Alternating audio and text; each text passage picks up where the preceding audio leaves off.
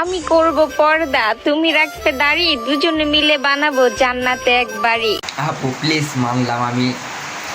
আসসালামু আলাইকুম, আজকে নতুন ভিডিও নিয়ে চলে আসলাম, আজকে কিছু গুরুত্বপূর্ণ কথা নিয়ে।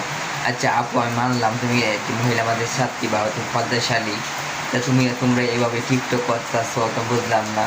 তোমরা পদ্মাশালী ঠিক আছো, তোমরা টিকটক করতেছো কিসের জন্য?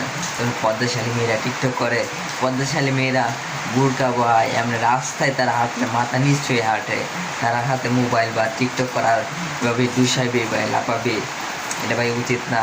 আমরা ভিডিওটি আবার দেখি কি বলেছিল।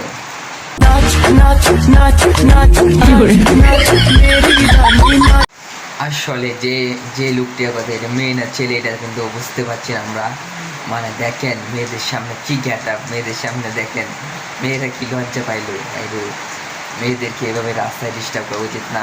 রাস্তায় নেমে আসলে কি বলবো, মেয়েরাই তো আসলে মেয়েরা বেশি সুবিধা। আচ্ছা, ভিডিওটি কেমন লাগলো অবশ্যই কমেন্টে বলবেন, এবং আমাদের চ্যানেলটি সাবস্ক্রাইব করে পাশে থাকা বেল আইকন বাজে।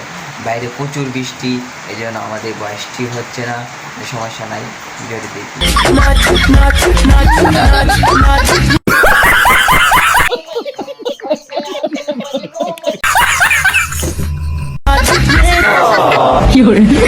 আমার আপনারা এটা বলছিল, এবং দেখেন মেয়েরা এখন কি গেট আপ নিয়েছে। আসলে মেয়েরা এখন ডিজিটাল হয়ে গেছে, এখন মোবাইল মানে যেটা আমাদের সেটাই করতে পারে, কিছু বলার নাই।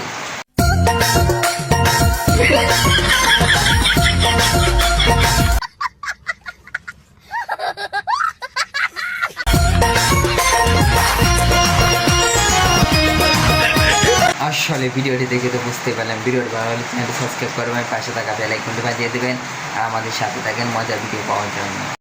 পছন্দ হয়েছে জানলে তো দোকানদারও দাম বাড়িয়ে দেয়।